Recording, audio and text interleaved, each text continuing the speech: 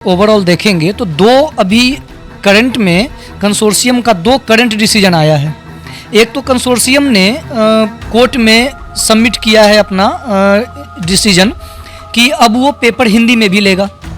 तो अगर बिहार के बच्चे हैं या हिंदी भाषी क्षेत्र के बच्चे हैं जिनकी संख्या धीरे धीरे क्लैट के एग्जामिनेशन में कम होती जा रही थी, तो उनके लिए तो गुड न्यूज़ है। बिहार के जो बच्चे हैं उनके लिए ये बदलाव सकारात्मक ही होने वाला है। एक्चुअली होता क्या था कि पहले 150 क्वेश्चन के लिए 120 मिनट का टाइम मिलता था। बच्चों को तो इससे बेनिफिट ही होगा। 120 क्वेश्चन के लिए अगर आपको 120 मिनट का टाइम मिल रहा है, इसका मतलब साफ है कि आपको एक प्रश्न को बनाने के लिए 1 मिनट का समय मिल रहा है। देखिए, सिलेबस में ओवरऑल देखेंगे तो कभी भी कुछ खास चेंजेस नहीं किए गए। क्वेश्चन पूछने का तरीका बदला गया, सिलेबस अभी भी इसमें रहा करता था। ठीक है, ये बच्चों को लगता है कि सिलेबस में चेंजेस हुए हैं, क्वेश्चन पूछने का तरीका बदल गया। पहले वन लाइनर हुआ करता था और अब वही क्वेश्चन कॉम्प्रिहेंसिव है। अभी भी वही एग्जिस्ट कर रहा है जो पहले था, तो उसमें तो कोई चेंजेस होने वाले हैं नहीं। जो सिलेबस है उसी को जैसे पढ़ रहे हैं बच्चे वो कंटिन्यू पढ़ते चले। मुश्किल से 3 से 5 क्वेश्चन ही रिड्यूस हो सकते हैं मैथ में। एटलीस्ट 10 से 12 क्वेश्चन कंसोर्शियम मैथ के से पेपर में, यानी कि जिसको आप क्वांटिटेटिव टेक्निक कहते हैं, उसमें कम से कम 10-12 क्वेश्चन जरूर पूछेगा। उससे कम पूछ ही नहीं सकता है। सबसे ज़्यादा इंपॉर्टेंट होगा न्यूज़पेपर पे फोकस करना, क्योंकि लॉ का पेपर हो, करंट अफेयर्स का पेपर हो या इंग्लिश का पेपर हो, ठीक है, ये तीनों सब्जेक्ट डायरेक्टली न्यूज़पेपर के ऊपर डिपेंड करता है। तो बच्चे अगर न्यूज़पेपर पे ज़्यादा फोकस करते हैं, खास करके मैं तो पर्सनली रिकमेंड करता हूँ बच्चों को कि वो इंडियन एक्सप्रेस को फॉलो करें। अगर इंडियन एक्सप्रेस को फॉलो करते हैं, न्यूज़पेपर पे प्रॉपर फोकस करते हैं, तो बेटर जा सकता है। मतलब एक की पॉइंट कह सकते हैं न्यूज़पेपर हो सकता है क्लैट के एग्जामिनेशन में मार्क्स स्कोर करने के लिए। दोस्तों, कॉमन लॉ एडमिशन टेस्ट यानी कि क्लैट के परीक्षा के पैटर्न में एक बड़ा बदलाव किया गया है। आपको बता दें कि देश भर के जो बच्चे हैं वो क्लैट की परीक्षा देते हैं, लॉ की परीक्षा देते हैं और साथ ही साथ आगे जो है वो आगे बढ़ते हैं। आपको बता दें कि इस परीक्षा के पैटर्न में बड़ा बदलाव है। बच्चों के बीच काफ़ी प्रश्न उठ रहे हैं, मन में काफ़ी प्रश्न उठ रहे हैं किस प्रकार के प्रश्न आएंगे। हालांकि अब पहले 150 के प्रश्न आते थे, अब 120 प्रश्न आएंगे। तो तमाम तरह के सवाल जो हैं आज हम जानने आए हैं। मेरे साथ AK सिंह सर मौजूद हैं, क्लैटियंस के संस्थापक हैं। पटना में इंस्टीट्यूट है क्लैटियंस इंस्टीट्यूट। काफ़ी संख्या में जो बच्चे हैं यहाँ से कॉमन लॉ एडमिशन टेस्ट निकालते हैं। सर से जानेंगे कि किस प्रकार का प्रश्न आ रहा है, कैसे प्रश्न रहेंगे, जो परीक्षा पैटर्न में बदलाव आया है, बड़ा बदलाव आया है, इसकी खामियां क्या क्या हैं। सर कैसे देखते हैं इस तमाम तरह के बदलाव को?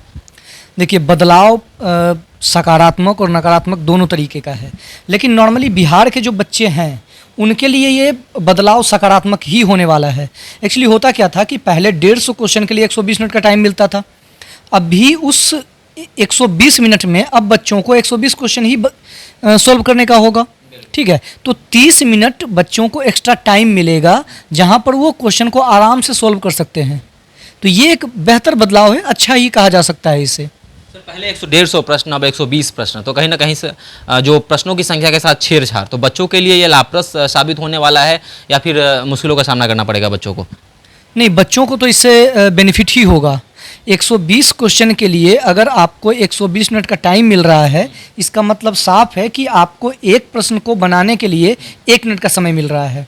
तो इससे आपको बेहतर होगा, मतलब कि हाँ, लेकिन दूसरे सेंस में एक परेशानी हो सकती है कि कट ऑफ बढ़ेगा।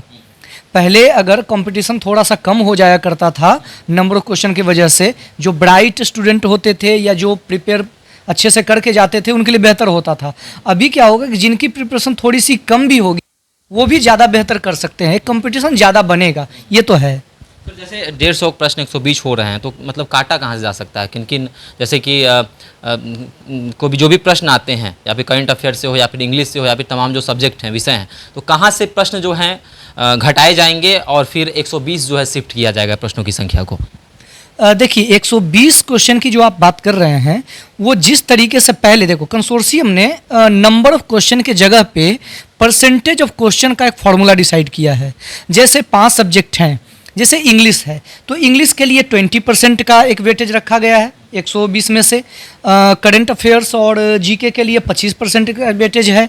लीगल के लिए, मतलब जो लॉ का पेपर है उसमें 25% का वेटेज है। लॉजिकल रीजनिंग के लिए 20% का वेटेज है और मैथ के लिए 10% का वेटेज है। तो इसके अकॉर्डिंग देखेंगे तो जिस तरीके से पहले वेटेज हुआ करता था उसी तरीके से होगा, यानी कि सारे सब्जेक्ट में से कुछ कुछ क्वेश्चन कटेंगे। लगभग 24-25 क्वेश्चन इंग्लिश के होंगे, 30 क्वेश्चन करंट अफेयर्स के, 30 क्वेश्चन लॉ से, वही 24 से 25 क्वेश्चन आपके लॉजिकल से होंगे और 10 से 12 क्वेश्चन मैथ से पूछे जाएंगे। तो यही एक पूरा का पूरा पैटर्न है जिसको कंसोर्शियम फॉलो करेगा।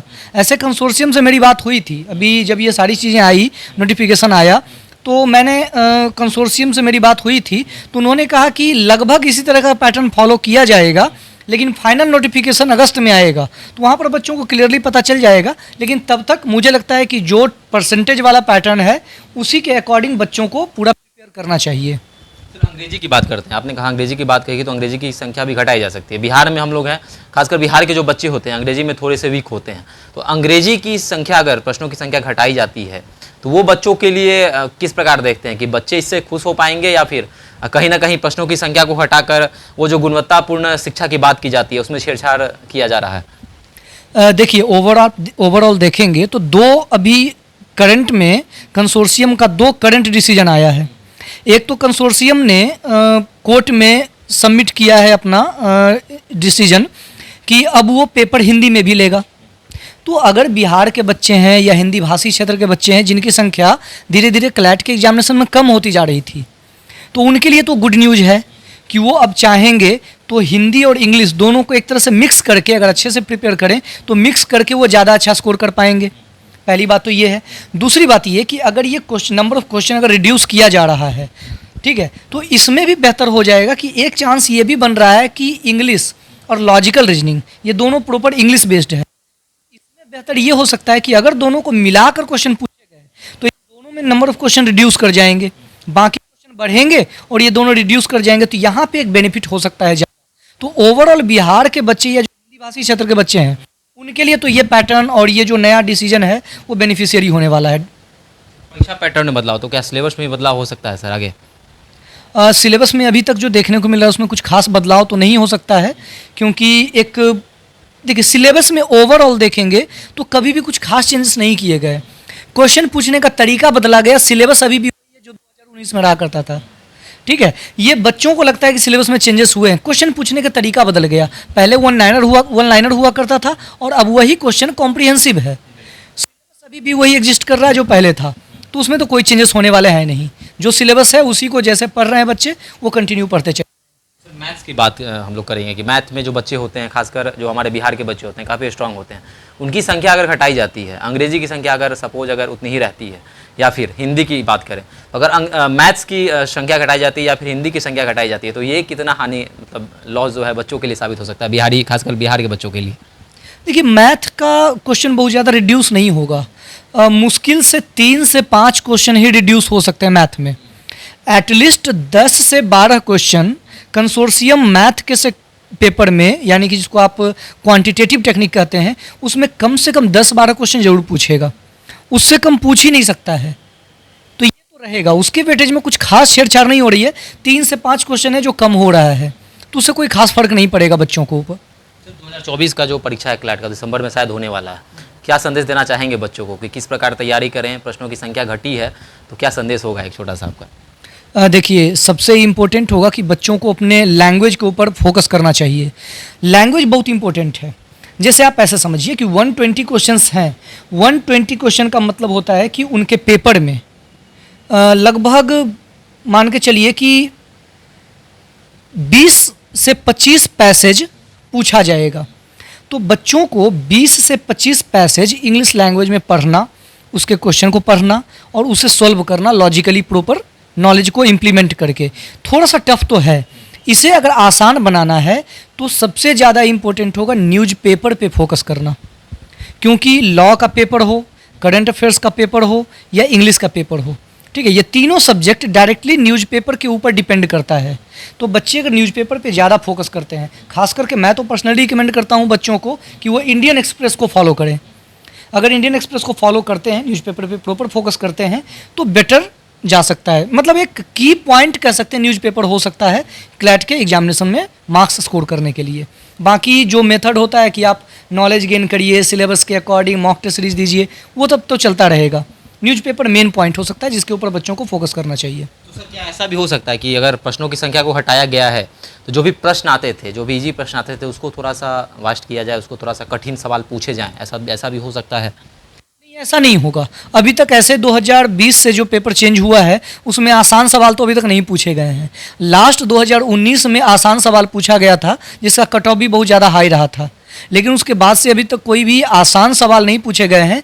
एक जो मॉडरेट लेवल का एग्जामिनेशन होता है क्लैट का, क्योंकि इसमें आप अंदाज़ा लगा सकते हैं कि मिनिमम कट ऑफ लगभग 50% का जाता है, एवरेज कट ऑफ, ठीक है। तो 50% का जाता है तो इसका मतलब साफ है कि ना तो बहुत आसान है और ना ही बहुत ज़्यादा टफ है। एक मॉडरेट लेवल का तो है जिसमें आप 50 to 55% स्कोर करेंगे तभी आपको NLU मिल पाएगा।